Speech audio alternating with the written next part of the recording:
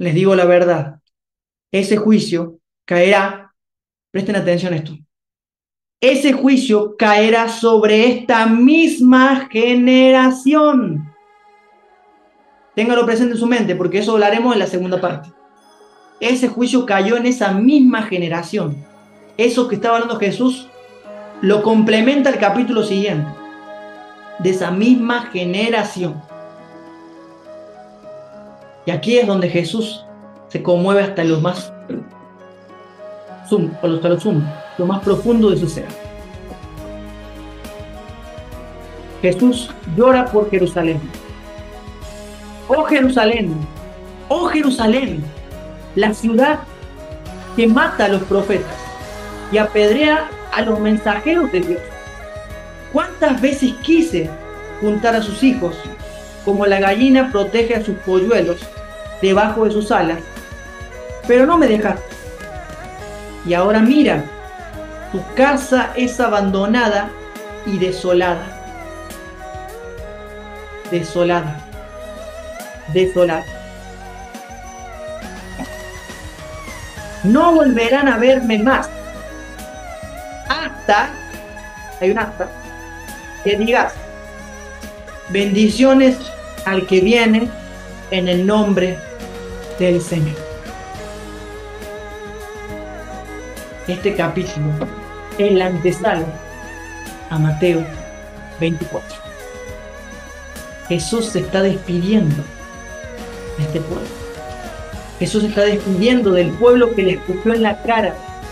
Jesús le está dando una advertencia de lo que les va a pasar, no que Él les va a mandar, no que su Padre le va a mandar, sino que su propia terquedad, su propio egoísmo, su propia venganza y deseos de sangre, de destruir al enemigo y no perdonarlo, de no amar al enemigo, sino odiarlo, que les trajo su propia ruina. Y esos profetas que está hablando Jesús eran sus propios discípulos.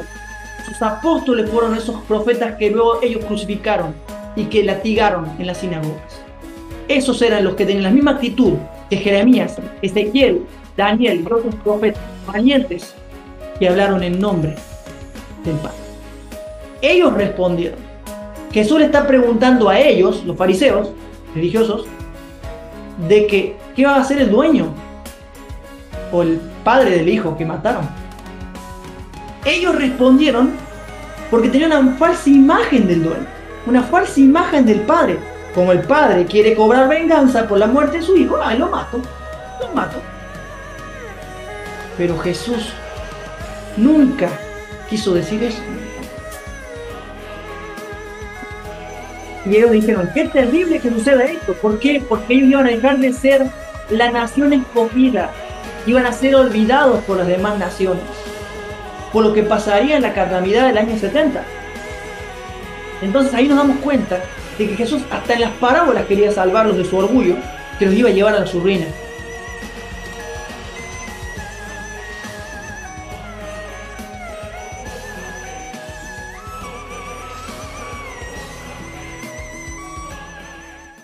Bienvenidos, queridos amigos y hermanos del canal Pablo Ferramonti. Estamos nuevamente, después de un tiempito, con la parte 2 del tema de Mateo 24. Porque comenzamos con Mateo 23, ¿recuerdan? Si hemos visto en el capítulo anterior, hemos visto acerca de Jesús cuando reprende a los fariseos y les habla acerca de su religión y también sobre lo que ellos están haciendo con respecto a las tradiciones, ¿no? Sin embargo, Jesús, a pesar de que le estaba reprendiendo y le estaba llevando, quería llevarlos a reflexionar.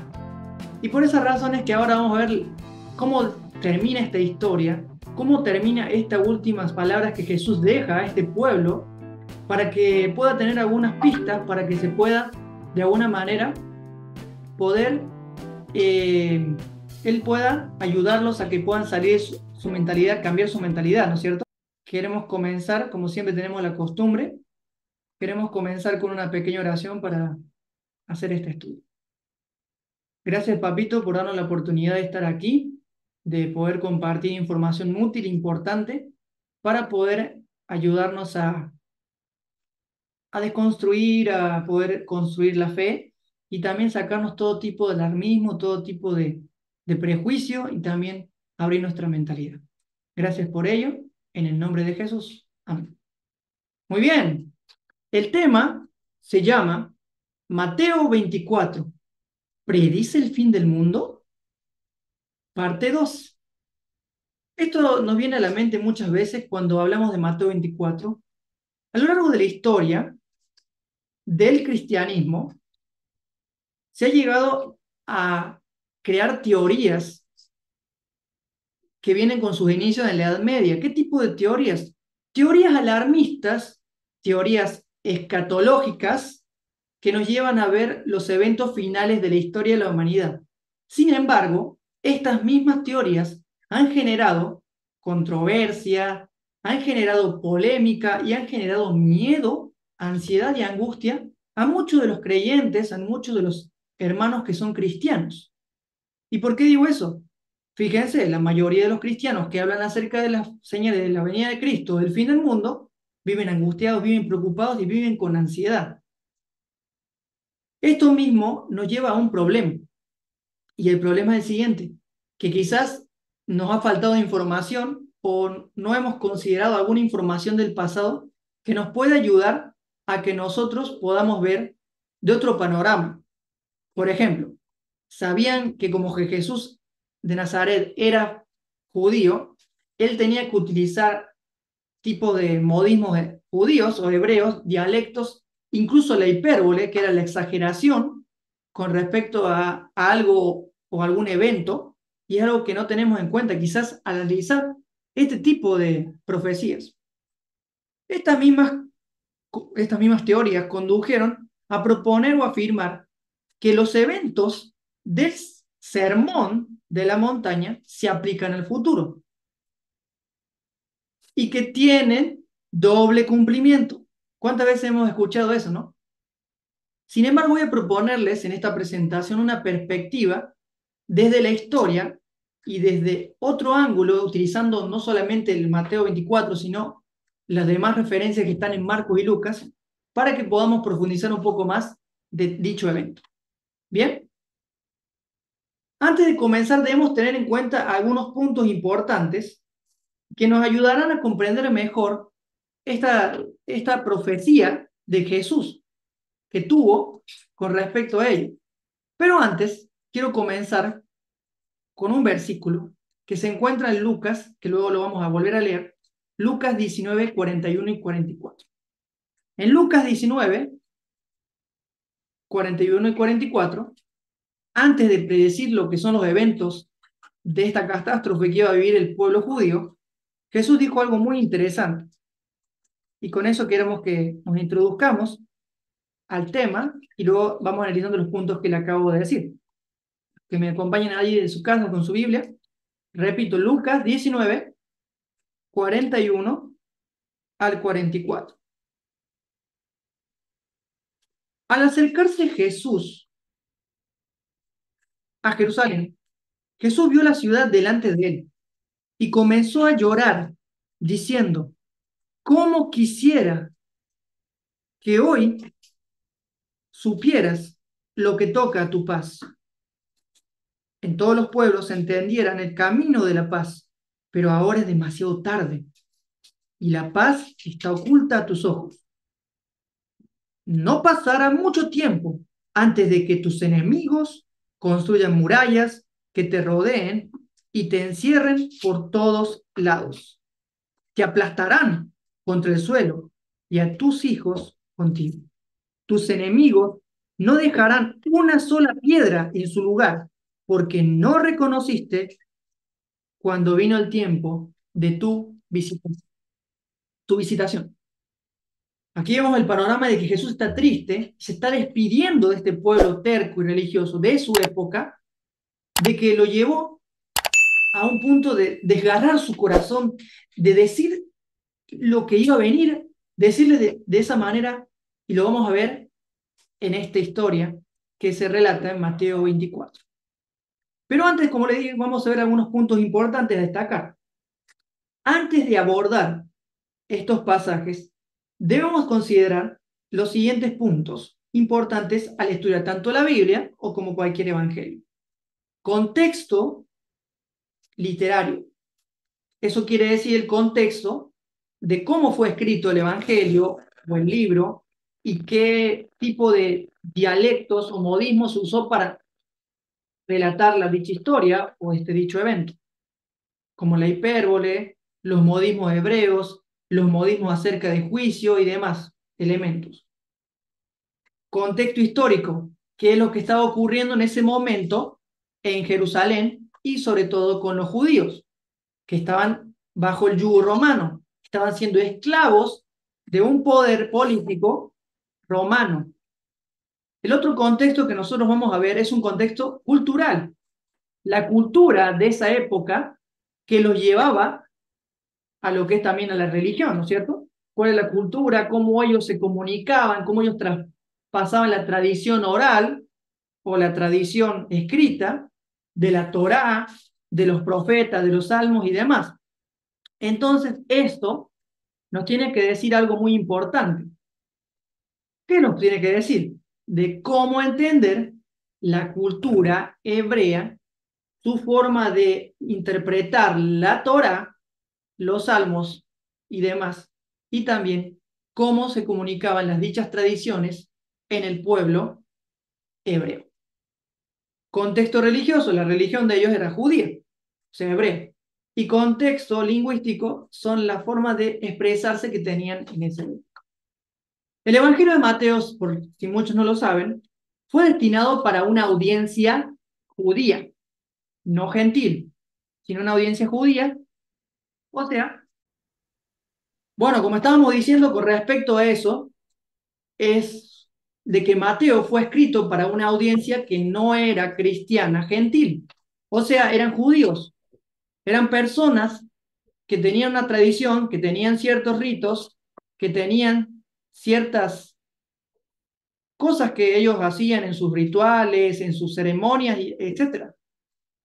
Eso nos dice a nosotros de que esto fue principalmente escrito para judíos. Lo otro interesante es que el capítulo 24 de Mateo, Jesús, que era de familia judía, comienza a relatar dichos eventos de una manera de que lo puedan entender en la audiencia de la cual está hablando. ¿Bien? Entonces ahí nos damos cuenta, queridos hermanos y amigos, de que hay que entender el contexto histórico y todos esos contextos que estamos hablando. Muy bien. Y Jesús responde a sus discípulos,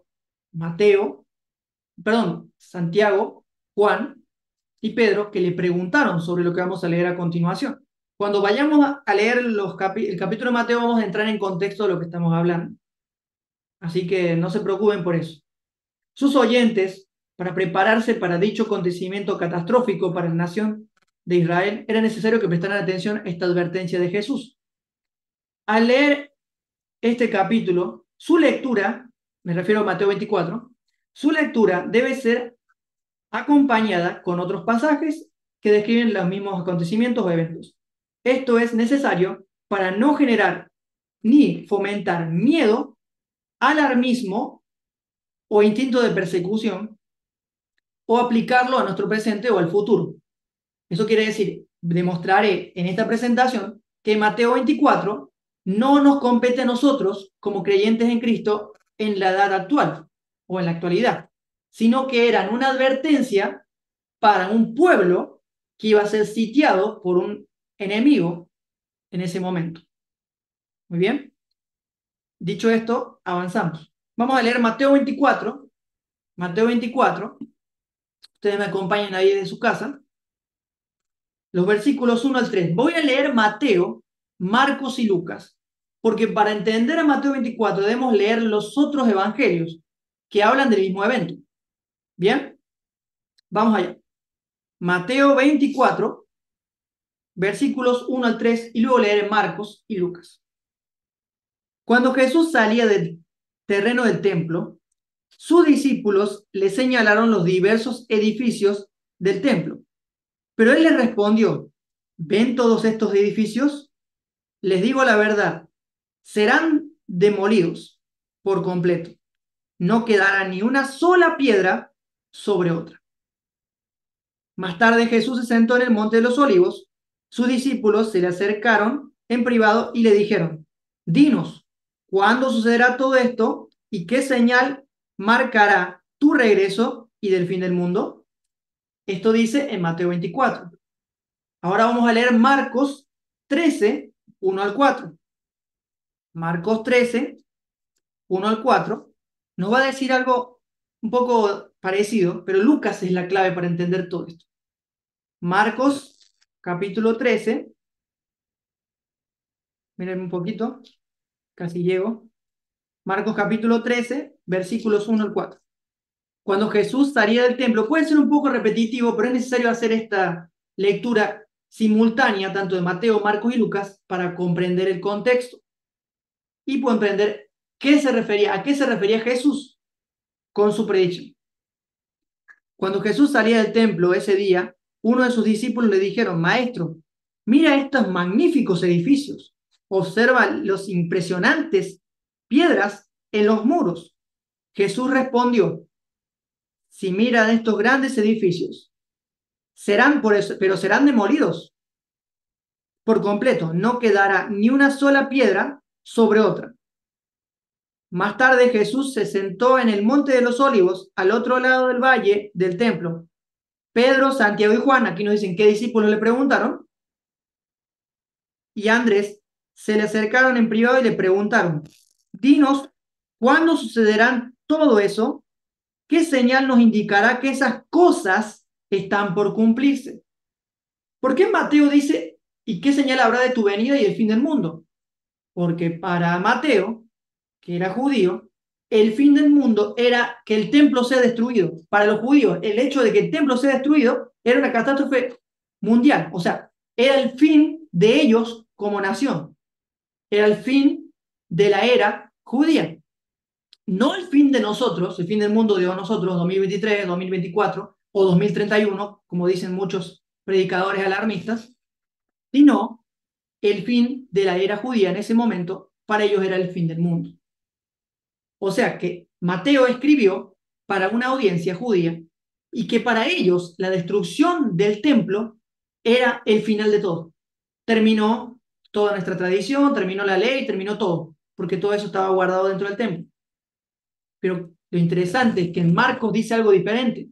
Cuando le preguntan sobre eso, ellos les preguntan, dinos, ¿cuándo sucederán estos eventos y qué señal de que estos eventos están por llegar tendremos? Ahora en Lucas, vamos a Lucas 21, 5 al 7. Mismo acontecimiento, mismo evento, diferente relato. Lucas 21, del 1 al 7. Del 5 al 7, perdón.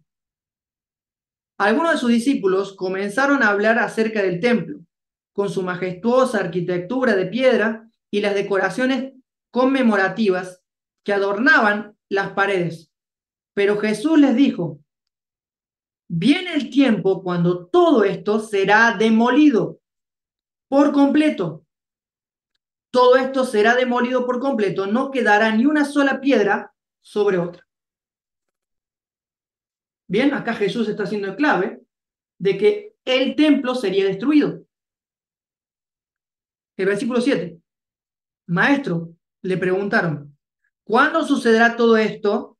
¿Y qué señal nos indicarán de que esas cosas, la destrucción del templo, están por ocurrir?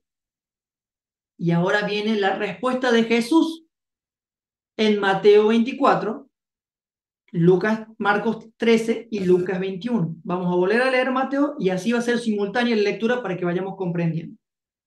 Sin embargo, cuando lleguemos a Mateo 24, 13, haremos una pausa y daremos una explicación sobre algunas palabras griegas que en el español son diferentes. Bien, volvamos a Mateo 24. Mateo 24, versículo 4 al 8. Aquí Jesús comienza a describir los eventos pre-destrucción del templo y de Jerusalén. No cometamos nuevamente el error de mezclar todo y mandarlo al futuro, porque la misma Biblia nos va a decir que no es así. Muy bien. Mateo 24, versículo 4 en adelante nos dice, Jesús les dijo, no dejen que nadie los engañe, porque muchos vendrán en mi nombre y afirmar, yo soy el Mesías, y engañarán a muchos. Oirán de guerras y de amenazas de guerras, pero no se dejen llevar por el pánico. Es verdad, estas cosas deben suceder, pero el fin no vendrá inmediatamente, sino después. Una nación entrará en guerra con otra, y un reino contra otro tendrá en guerra. Habrá hambres y terremotos en muchas partes del mundo. Sin embargo, todo esto solo es el comienzo de los dolores de parto. Luego vendrán cosas, más cosas. Bien, acá está describiendo de que vendrá una destrucción, vendrán peste y vendrá hambre.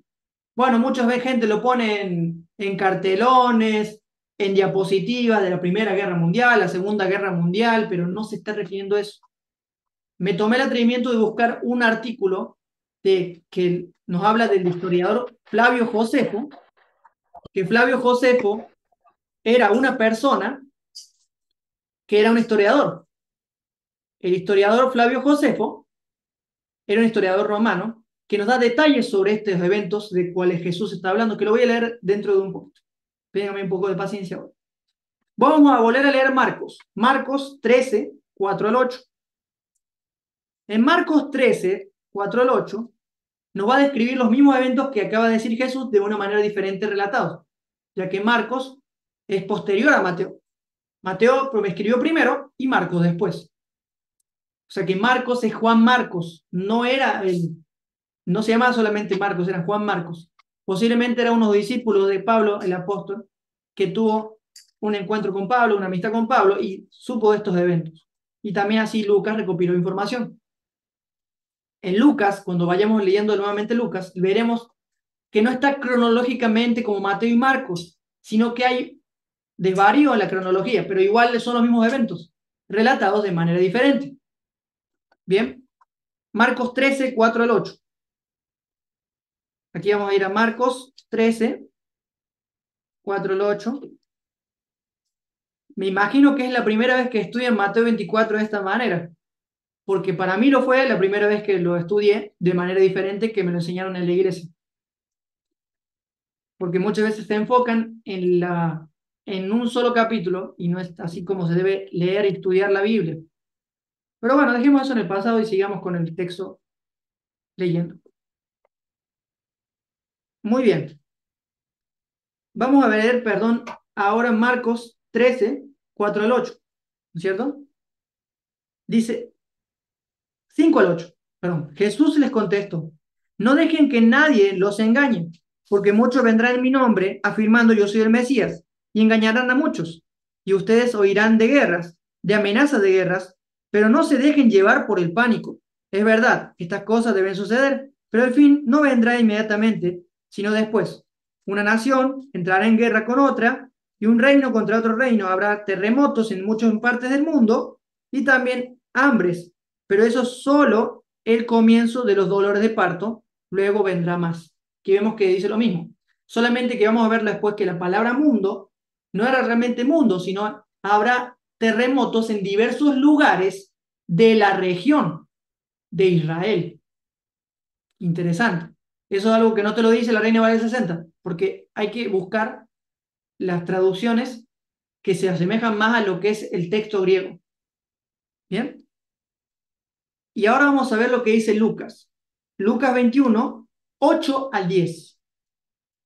Lucas 21, 8 al 10. Muy bien. Esto es un poco más claro, Lucas. Van a ver por qué.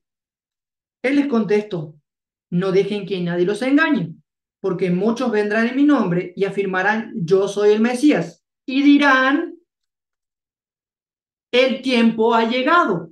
Aquí Lucas nos da un plus. El tiempo ha llegado. ¿Qué tiempo? El tiempo de la manifestación del Mesías, del reinado del Mesías, de derrocar a los romanos, de que Israel va a ser una nación poderosa y demás. Pero solamente era eso, patrañas, porque en realidad eran impostores, eran engañadores, que solamente buscaban dinero, fama y que engañaron a muchos. El tiempo ha llegado, pero no les crean. Cuando oigan de guerras y de levantamiento, No se dejen llevar por el pánico. Es verdad, esas cosas deben suceder primero, pero el fin no vendrá inmediatamente, sino después. O sea, acá estamos viendo que dice lo mismo. Y ahora cuando vamos ahora a Mateo 24, 8, perdón, Mateo 24, 8 al 15, vamos a ver algo muy diferente. Volvemos a Mateo 24. Mateo 24, Mateo 24, 8 al 15, quedamos en el 8. Vamos a leer el 8 al 15. Y aquí van a pensar muchos, no, pero eso tiene una aplicación en el futuro. Bueno, quizás eso lo podemos conversar después. Me pueden dejar en los comentarios, podemos hacer una discusión ahí amena y que nos pueda edificar a todos. O también pueden dejarme sus preguntas después de esta reunión, a los que están aquí en directo, y bueno, ahí lo podemos conversar. Pero vamos a darnos cuenta que la misma Biblia, los mismos evangelios nos dan pistas de que no se aplica al futuro, sino que quedó en el pasado. Y Josefo nos va a aclarar un poco más las cosas. Muy bien. El versículo 8 dice: sin embargo, todo esto es solo el comienzo de los dolores de parto. Versículo 9. Entonces los arrestarán, los perseguirán y los matarán. En todo el mundo los odiará por ser mis seguidores. Nuevamente, el mundo, la palabra mundo, es una hipérbole. Estaba diciendo Jesús de que el mundo conocido, o lo que llamaban mundo los judíos, serían odiados los discípulos de Jesús. Y pasó eso, lo vemos después en Hechos de los Apóstoles, que fueron odiados y fueron perseguidos por ser mis seguidores. Muchos se apartarán de mí y se traicionarán unos a otros y se odiarán. Aparecerán muchos falsos profetas y engañarán a mucha gente. Abundará el pecado por todas partes y el amor de muchos se enfriará. Pero el que se mantenga firme hasta el fin, este será salvo. Una pausa. En Mateo 24:13, las palabras griegas para salvo y persevere, que es otra, en otras traducciones persevere, significan lo siguiente. La palabra persevere en griego es hupomenó y quiere decir así: resistir, soportar, aguantar. ¿Qué cosa? Ya lo vamos a ver cuando veamos lo que dice la palabra salvo, que es sozo, que quiere decir seguro, a salvo, librado. ¿De qué cosa? ¿La salvación del alma? ¿La salvación de no caer en el infierno o no ser destruido, aniquilado? No, está hablando de estos eventos que van a suceder para los judíos y que aquellos que puedan hacer lo que les va a aconsejar ahora Jesús para salvar su vida, vida, no vida espiritual o su alma, no, vida, que no mueran en ese acontecimiento, son los que van a estar salvos. O sea, se van a salvar en ese momento. Porque muchas veces tenemos la carga de conciencia que nos han dicho en la religión, en la iglesia, no, que si no perseveras hasta el fin, hermano, si no perseveras hasta el fin, te vas a perder. Pero eso no tiene nada que ver con la aplicación que le da Jesucristo en este texto. Esto quedó en el pasado y luego lo vamos a ver. Mateo 24, ahora vamos a ir a Marcos 13, 9 al 15. Marcos 13, 9 al 15, y vamos a ver algunas diferencias. Volvemos a Marcos 13 y vamos a leer del 9 al 15. Cuando esas cosas de que iban a suceder antes de la destrucción de Jerusalén y del templo, cuando esas cosas comiencen a suceder, tengan cuidado. Los entregarán a los tribunales y los golpearán en las sinagogas. Serán sometidos a juicios ante gobernantes y reyes por ser mis seguidores, por ser seguidores de Jesús, no por ser seguidores de un día, ya sea sábado o domingo, o ser seguidores, o ser vegetarianos, o dejar de pecar y todas esas cosas, no, por ser seguidores de Jesús. ¿Y qué se dice después? Pero esa será una oportunidad para que ustedes les hablen de mí, pues la buena noticia o el evangelio primero tiene que ser predicado a todas las naciones. La palabra naciones, que es algo que vamos a ver nosotros, en griego es etnos, y quiere decir gentiles. No es naciones del mundo que tenemos hoy, sino el mundo conocido por los judíos o los cristianos judíos. Entonces, son las distintas razas étnicas o etnos, que quiere decir gentiles, o los que llamaban los judíos los paganos. Por eso el evangelio debe ser predicado a todos los que no son judíos. Eso quiere decir, cuando los arresten y los sometan a juicio, no se preocupen de antemano por lo que van a decir. Solo hablen lo que Dios les diga en ese momento, porque no serán ustedes los que hablen, sino el Espíritu Santo. Un hermano traicionará a muerte a su hermano. Un padre traicionará a su propio hijo. Y los hijos se rebelarán contra sus padres y harán que los maten. Todos los odiarán a ustedes por ser mis seguidores. Pero el que se mantenga firme hasta el fin, ese será salvo. O sea que el que se mantenga firme, que siga mis instrucciones, no será destruido junto con Jerusalén. O sea, son principios. Acá podemos sacar un principio, obviamente, de que quizá en algún momento habrá oposición. Pero si tú te mantienes firme en la fe de Jesús, de que Dios es tu papá, que Él te ama y no ha dejado de amarte, estarás seguro en sus brazos de amor. Estoy sacando un principio, no sacando la enseñanza que estaba dejando Jesús o la advertencia para que esa comunidad judeocristiana se salvara del sitio de los romanos en el año 70. Muy bien. Llegará el día cuando verán el objeto de sacrilegio que causa profanación de pie en un lugar donde él no debe estar. Lector, presta atención. Entonces los que estén en Judea huyan a las colinas. La persona que esté en la azotea no baje a la casa para empacar. Y vamos a leer hasta el 15, ¿no es cierto? Bueno, acá voy a explicar un poquito. El versículo 15 nos está diciendo algo muy diferente a lo que nos han dicho de una supuesta ley, de una supuesta persecución y destrucción de ciudades. No, versículo 15 está hablando algo que dice Daniel 9, 26 y 27. Y para poder entenderlo bien, vamos a leerlo. Mateo, vamos a ir a Daniel, capítulo 9, versículos 26 y 27. Daniel, capítulo 9, versículos 26 y 27.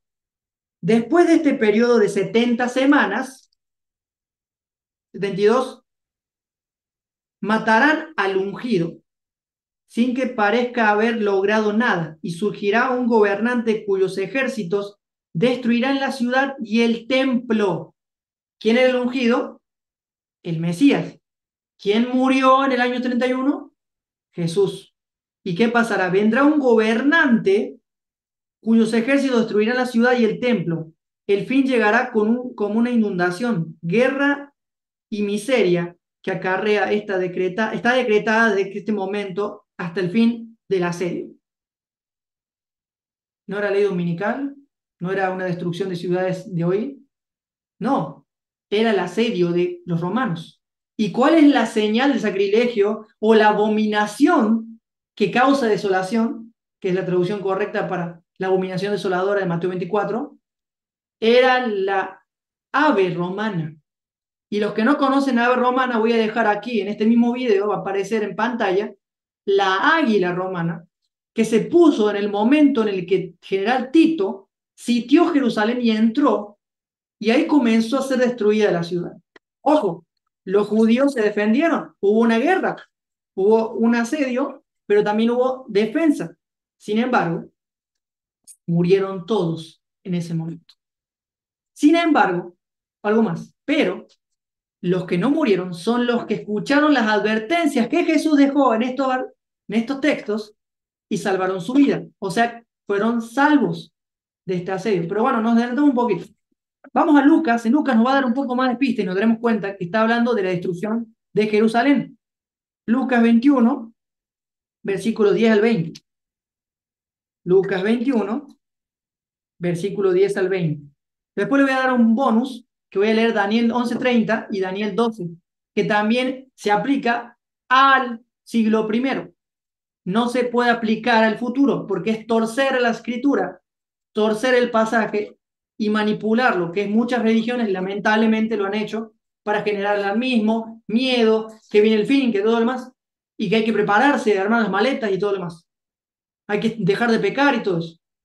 Solamente fomenta el miedo, conciencia de pecado por la cual nos manipulan y alarmismo. Pero eso no es lo que Jesús se refería. Lucas lo va a decir un poco más claro. Miren, cuando vamos a ver en Lucas 21, versículo 10 al 20, vamos a leer algo interesante. Lucas 21, versículo 10 al 20. Una nación entrará en guerra con otra, y un reino con otro reino. Habrá grandes terremotos, hambre, plagas y muchos países, y sucederán cosas aterradoras y grandes señales milagrosas del cielo. Pero antes de que ocurra todo eso, habrá un tiempo de gran persecución. Los arrestarán en las sinagogas y en las prisiones los llevarán y serán sometidos a juicio ante reyes, gobernantes y todos por ser mis seguidores. Pero eso será una oportunidad para que ustedes les hablen de mí. Así que no se preocupen de antemano por cómo contestarán los cargos en su contra, porque yo les daré, acá dice Jesús, que yo les daré las palabras apropiadas y tal sabiduría que ninguno de sus adversarios podrá responderles o refutarlos. Aún sus seres más cercanos, padres, hermanos y familia y amigos, los traicionarán. Incluso algunos de ustedes los matarán. Todos los odiarán por ser mis seguidores, pero ni un solo cabello de sus cabezas perecerá. ¿Por qué? Porque van a seguir las instrucciones de Jesús de que tienen que salir antes que venga toda esta destrucción y salvar su vida. A eso se refería. No es que nadie va a morir hasta que Jesús venga, no. Eso ya aplicarlo al futuro. Pero ni un solo cabello de ustedes perecerá. Al mantenerse firme, ganarán su vida. O sea que se van a salvar. Se van a salvar de ser destruidos en el asedio de Jerusalén. Cuando vean a Jerusalén, miren acá, Lucas nos da un bonus que no lo habíamos imaginado antes de leerlo, Mateo 24. Acá nos dice por qué tienen que huir a los montes. Cuando vean a Jerusalén rodeada de ejércitos, entonces sabrán que ha llegado el tiempo de su destrucción. ¡Wow! Yo creí que era ley dominical o una ley de, no sé, incluso sabática, pero no. Está hablando del sitio de Jerusalén. Yo estoy, hermano y hermana que me estás viendo, que quizás estés en desacuerdo con lo que estoy presentando, está en tu Biblia. Búscalo en tu Biblia y lo vas a ver.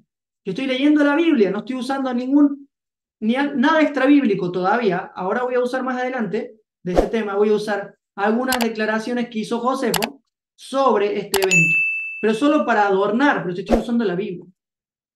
¿Bien? Vuelvo a repetir, cuando vean a Jerusalén rodeada de ejércitos, entonces sabrán que ha llegado el tiempo de su destrucción. Ahora vamos a Mateo 24 nuevamente, versículos 15 al 30. Pero le voy a adelantar lo que dice el 21 de Lucas. Lucas 21, 21. Dice lo siguiente. Entonces, los que estén en Judea, huyan a las montañas. Los que estén en Jerusalén deben salir urgente y los que estén en el campo no deben volver a la ciudad. ¿Por qué? Porque viene Tito con su ejército y va a destruir a todos. Pero no voy a justificar la destrucción de Jerusalén. Sin embargo, hay que ver que antes del año 70, del año 66 en adelante, comenzaron las revueltas en contra del pueblo romano. Empezaron a haber guerras, a haber hambre, a haber enfermedades y pestes, y todo eso lo relata el historiador Josefo. Que por tema de tiempo no voy a leer todo lo que dice Josefo, solamente voy a leer un artículo que se basa en las predicciones de Josefo y lo que él relató también. No predicciones, sino los relatos que Josefo hace sobre la destrucción de Jerusalén, refiriéndose a lo que Jesús dijo. Es una profecía que Jesús dijo que se cumpliría y se cumplió en esa generación. No para el futuro, sino en esa generación. Ahora sí, volvamos a Mateo 24. Mateo 24, 15 al 30, y ahí vamos a terminar la simultaneidad de estos versos y vamos a avanzar un poquito más. Ya no vamos a volver a leer todo de vuelta, sino que ya terminamos ahora leyendo. Decidí hacer esto, hermanos, para que sea un poco más claro y veamos la diferencia entre Mateo, Marcos y Lucas, y después también de tarea lo pueden estudiar bien en sus casas. Mateo 24, Mateo 24, versículos 15 al 30. Ahora viene lo bueno. Llegará el día cuando verán que lo que habló el profeta Daniel, el objeto de sacrilegio que causa profanación, o sea, en realidad tiene que decir, cuando vean lo que dijo el profeta Daniel, la abominación desoladora en el lugar santo, el que le entienda. Entonces, los que estén en Judea huyan a las colinas. Las personas que estén en la azotea no bajen a la casa para empacar. Las personas que estén en el campo no regresen ni para buscar un abrigo. Qué terribles serán esos días para las mujeres que están embarazadas y para las madres que amamantan. Este versículo se usó para decir que no tenemos que tener hijos cuando llegue el fin de los días. Porque hay de pobres de embarazadas. No, eso era para la gente embarazada de la época de Jesús, del año 70, que estaba embarazada en el año 70. Porque no iban a poder correr y huir porque le iba a pesar la barriga y no iban a poder correr y iban a caerse y lamentablemente iban a morir. Por eso era peligroso para ellas, a esas madres, que muchas lamentablemente murieron. Porque vendrá una persecución cual nunca la hubo en la historia que se conoce, ni la habrá. Oren para que esa huida no sea en invierno ni en el día de reposo. Y voy a decirles por qué. En el día de reposo, como se usaba, era raja la tabla guardar el sábado, porque era el sábado, se cerraban las puertas de la ciudad que tenían acceso para salir a otras ciudades, porque era sábado. Y se cerraban de una manera con cerrojo que no se puede abrir hasta que termine el día y solamente uno de los sacerdotes debía, o sumo sacerdote tenía la llave para poder abrirla o alguien encargado. Pero eso se aprovechó, y eso aprovechó Tito, porque no pudo salir nadie ni entrar. Y entonces ahí fue el sitio. Por eso dice que no huyan porque, por el sábado, pero ¿por qué? Porque en ese momento estaba cerrada la ciudad y no podían salir. Estaba cerrada la ciudad y no podían salir porque la ciudad estaba siendo sitiada. Por eso, no tiene nada que ver con el tema de que porque es el sábado, que el sello de Dios, no tiene nada que ver eso. Todo eso son inventos y eso son falacias. Por no haber estudiado con profundidad los textos simultáneamente como estamos haciendo ahora. O sea, lo estamos leyendo y un poco estudiando, ¿no? Luego vamos a ver lo que dice más adelante. Pues habrá una gran angustia que en cualquier otro momento del principio del mundo conocido no la hubo. Y jamás habría una angustia.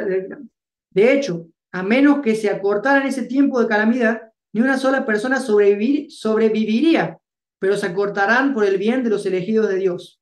Entonces, si alguien le dice, miren, aquí está el Mesías, y allí está, no lo crean, pues se levantarán falsos Mesías y falsos profetas, y realizarán grandes señales milagrosas para engañar, de ser posible, aún a los elegidos.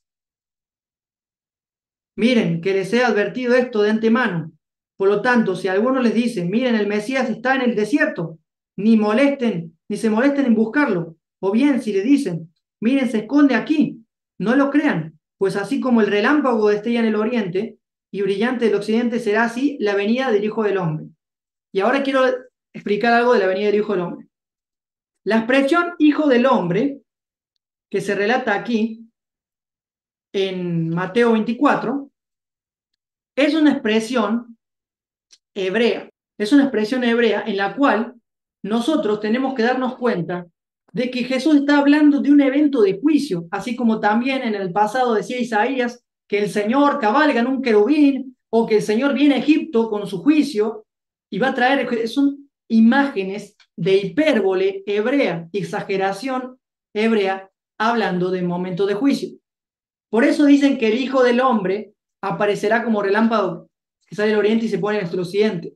El Hijo del Hombre es un evento que se refiere a la destrucción ya profetizada por Ezequiel 4 y 5, que les dejo tarea que lo lean, sobre Jerusalén. La destrucción de Jerusalén del año 70. Mateo 24, 30 también está aplicado a la destrucción de Jerusalén. Por eso la expresión hijo del hombre es un modismo hebreo para referirse a eventos de juicio o castigo divino, entre comillas. En Ezequiel 4 y 5 nos relata un poco más sobre esa profecía. Se lo dejo tarea para que lo lean, Ezequiel capítulo 4 y versículo 5. Y ahora voy a avanzar un poquito más por el tema de tiempo, a leer Marcos, perdón, voy a terminar aquí Mateo, el versículo 28, Mateo 24, 28. Así como los buitres, cuando se juntan, indicarán que hay un cadáver, cerca de la misma manera, esas señales revelarán que el fin de Jerusalén está cerca. ¿Cuáles son los buitres? La águila romana era parecida a un buitre, o mejor dicho, eso se refería, donde está el cadáver, allí se juntarán las águilas. Donde está Jerusalén sitiada, donde está Jerusalén cerrada, ahí se juntará el imperio romano con su ejército y destruirá todo a su paso. Porque la expresión hijo del hombre, por lo repetir, es un modismo de hipérbole hebrea que quiere decir que tendrán problemas, que tendrán destrucción. Muy bien. Vamos a Marcos nuevamente, el último versículo que leemos, Marcos 15, 27, y Lucas 21, 20 al 28. No se preocupen, yo lo leeré, después lo podemos dialogar al final de la reunión. Marcos 13, 15 al 27, que son los últimos versículos referentes a la destrucción de Jerusalén. Marcos 13, 15 al 27,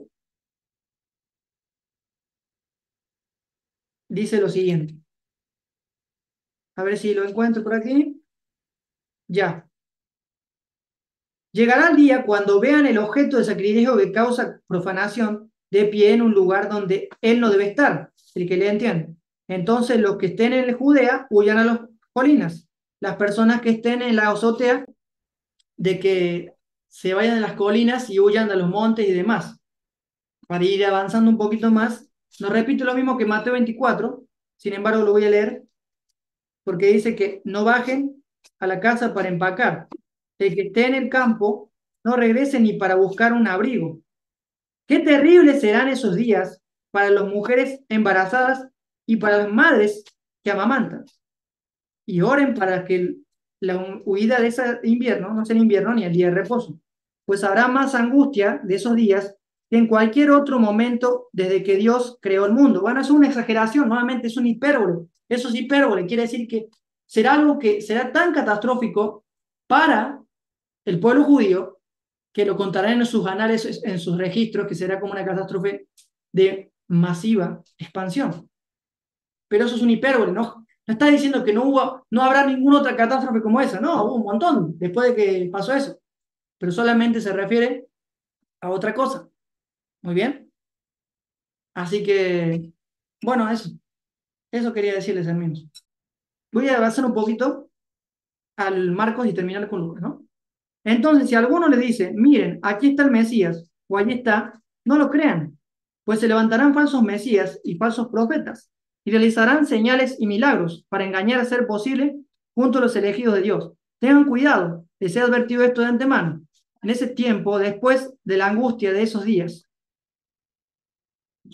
el sol se oscurecerá, la luna no dará su resplandor, y la potestad de los cielos serán conmovidas. Muy bien.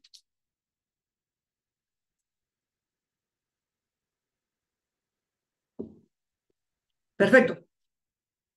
Esto otro modismo hebreo. Son señales que iban a pasar. Sin embargo, Josefo relata que hubo señales en el cielo, en la luna y en las estrellas. Y justamente eso fue un tiempo antes de que llegara el año 70 en la destrucción de Jerusalén. Bien. Así que las estrellas serán sacudidas.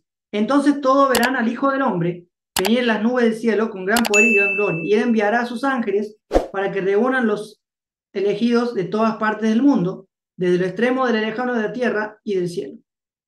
Ahora aprendan una lección de la higuera. Cuando las ramas echan brotes y comiencen a salir las hojas, ustedes saben que el verano se acerca. De la misma manera, cuando vean que suceden todas estas cosas, sabrán que su regreso está muy cerca de las puertas. Bueno, otro modismo que habla Jesús hablando cuando tú veas todas esas cosas, sabrán que esto ocurrió. Me saltaría un poco Marcos, se lo dejo de tarea que terminen de leerlo, para avanzar un poquito más. Y voy a leer Lucas, los últimos versículos de Lucas. Y ahí vamos a ver que ahí está hablando literalmente de la destrucción de Jerusalén. Lucas 21. Lucas 21, versículo 20 en adelante. Cuando vean a Jerusalén sitiada, eso ya lo hemos leído, qué terribles serán aquellos días para las mujeres embarazadas y para las madres que amamantan, pues habrá desastre en la tierra y en gran enojo contra este pueblo. Gran enojo contra este pueblo, o sea, había enojo, había guerra. Los matarán a espada y serán enviados cautivos a todas las naciones del mundo. Ahí está. Acá vemos el exilio, o el siguiente exilio que tiene el pueblo judío, que fueron dispersados. Por eso Pablo, Pedro habla para los que están dispersados, para la iglesia que están dispersada. Eso fue la dispersión que pasó en el año 70, aunque empezaron a dispersarse antes, ¿no? Y entonces ahí nos damos cuenta que se salvaron de esta catástrofe. Muy bien. Y Jerusalén será pisoteada por los gentiles. Bien, ahí llegamos, hermanos, ahí llegamos. ¿Vieron? La propia Biblia te está diciendo que esto habla de la destrucción de Jerusalén del año 70.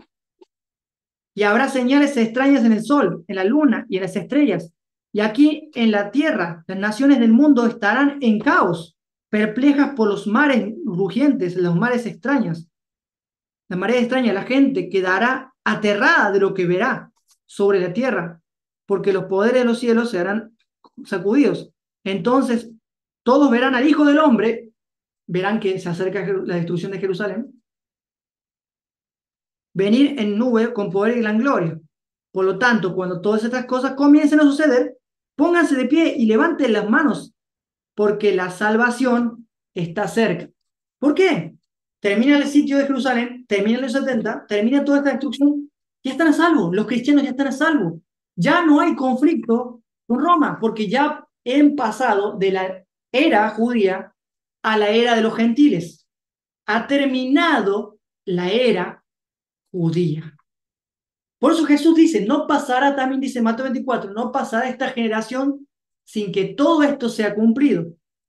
Y se lo voy a leer. No pasará esta generación sin que todo esto sea cumplido.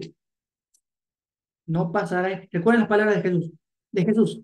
No pasará esta generación sin que todo esto sea cumplido. ¿Qué generación? ¿La nuestra? No, la generación de Jesús y los contemporáneos de él.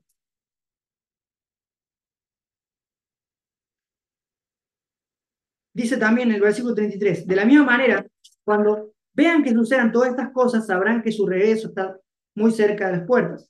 Les digo la verdad, no pasará esta generación hasta que todas estas cosas sucedan. Y no pasó. Llegó el año 70 y fue destruida Jerusalén. Voy a leerles un artículo que se escribió y que habla Josefo, sobre el historiador Josefo, que dice lo siguiente. A pesar de que se hizo una brecha, hablando de Jerusalén, en el muro de Jerusalén, por medio de máquinas, la captura del lugar no fue inmediata. Por el contrario, los defensores mataron grandes cantidades de romanos. Por eso fue una guerra también. Que trataron y entraron por la abertura. Y también incendiaron algunos de los edificios cercanos, con la esperanza de reprimir el avance de los romanos. Sin embargo, los soldados, por su superstición, no se apuraron para entrar, sino que al final, obligados por Tito, entraron luego para destruir Jerusalén. Luego los judíos se defendieron mucho más vigorosamente que antes, como si hubieran descubierto que luchaban para proteger el templo y caer en su defensa. Era una extraña porción de buena tortura. Aquí está diciendo Josefo, esto es el historiador Josefo, que estoy leyéndole un poco, hablando de la dicha destrucción de Jerusalén. Sobrevino una horrenda matanza a medida que los romanos se apoderaban de la ciudad, literalmente casa por casa. Una de las excavaciones que atestigua la destrucción es la famosa casa quemada, la cual está actualmente abierta a los visitantes de la ciudad vieja de Jerusalén. Allí fueron encontrados los restos esqueléticos. Acá está hablando este hombre que hace el artículo.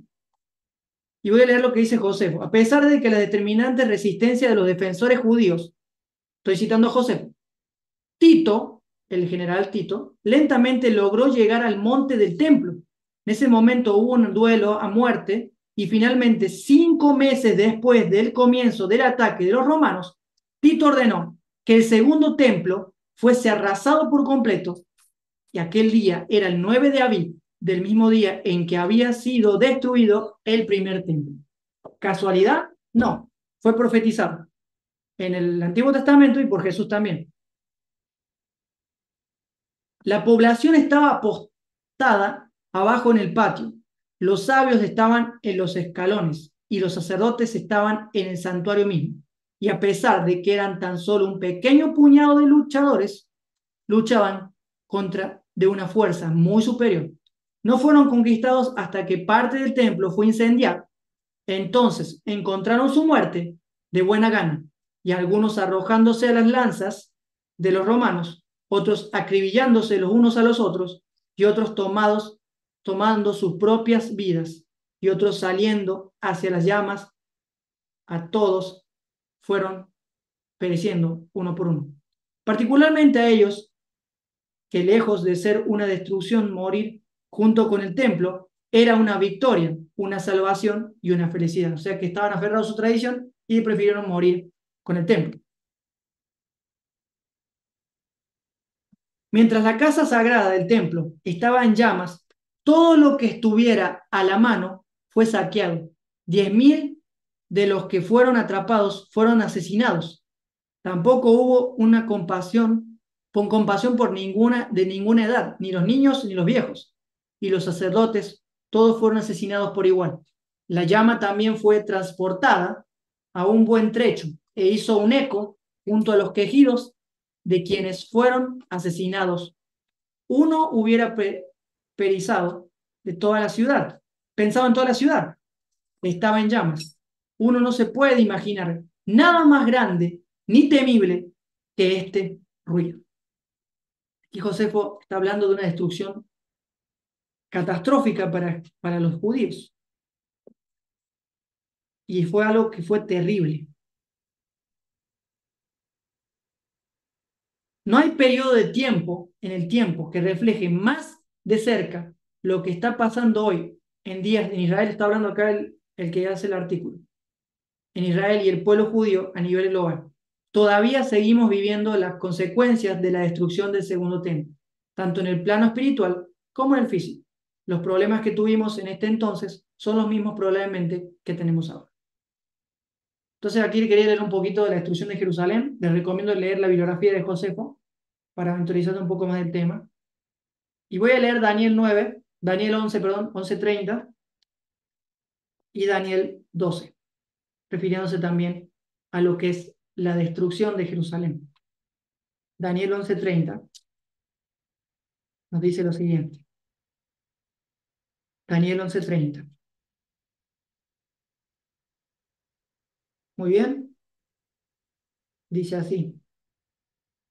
El 29 voy a leer. Después de la hora señalada, volverá a invadir el sur, pero esta vez el resultado será diferente, pues lo espantarán barcos de guerra de las costas del occidente.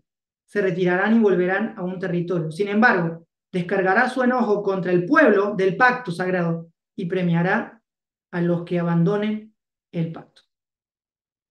Esto está hablando de Daniel el profeta con respecto a lo que pasó en el año 70. Si siguen teniendo dudas, es algo terrible, ¿no? Todo esto, queridos hermanos y amigos, sucedió en el pasado. No va a volver a ocurrir.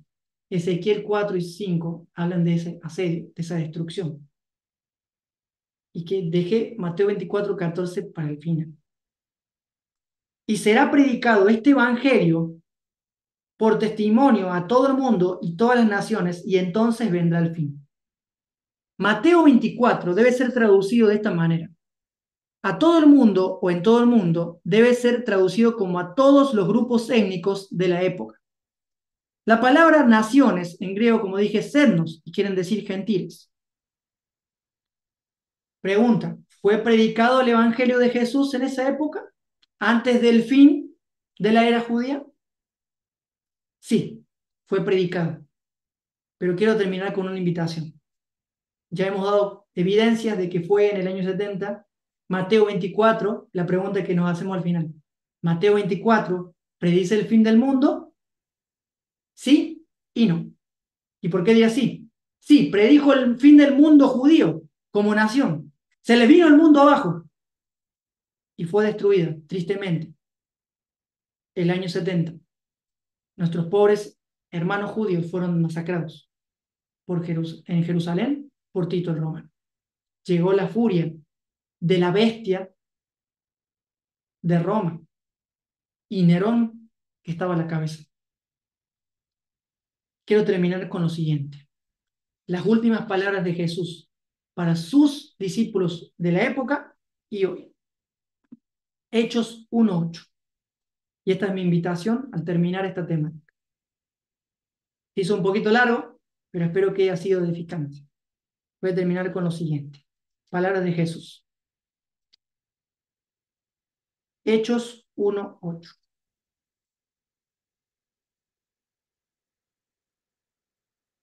Y recibiréis poder cuando venga sobre ustedes el Espíritu Santo. Y serán mis testigos y le hablarán a la gente acerca de mí en todas partes, en Jerusalén, por toda Judea, en Samaria y hasta los confines más lejanos de la tierra. Esto ya sucedió, pero estamos invitados a contar lo que experimentamos con Jesús hoy en día. Deja de tener miedo, hermano y hermana. Deja de tener miedo al alarmismo, al prepararse de que viene la catástrofe mundial. No te concentres en eso. Concéntrate en Jesús, que Él ya ha vencido al mundo y a todos estos reinos que traen miedo y persecución. Por esa razón te digo, querido amigo y hermano, Jesús ya venció y Jesús nos dejó esto registrado para que ya no tengamos miedo. Desde aquí, esta presentación puede terminar con una oración. Gracias, papito, porque nos das pistas y nos dejas evidencias de que todo esto ya ha pasado y que todo esto ya ha acontecido y que nos da esperanza para ver un futuro con esperanza y no poder centrarnos en las cosas malas. Gracias porque Mateo 24 no predice el fin del mundo, sino que predijo un evento catastrófico para nuestros hermanos e hijos de Dios del pueblo judío que fueron masacrados por este ejército romano. Te dejamos en tus manos la vida de cada uno de los oyentes que van a ver esta presentación y que tu Espíritu siempre esté con nosotros. En el nombre de Jesús. Amén. Muy bien, queridos hermanos y amigos del canal, nos vemos en una próxima ocasión para seguir estudiando juntos la luz de Jesús. Y recuerden, Dios es tan bueno, tan amoroso, que nos ha dado pistas para poder conocerlo mejor. Ya no tengan miedo de lo que dicen los pastores en su religión, en su iglesia, porque todo eso ya se cumplió. Mateo 24 fue el fin de la era judía. Muchas bendiciones.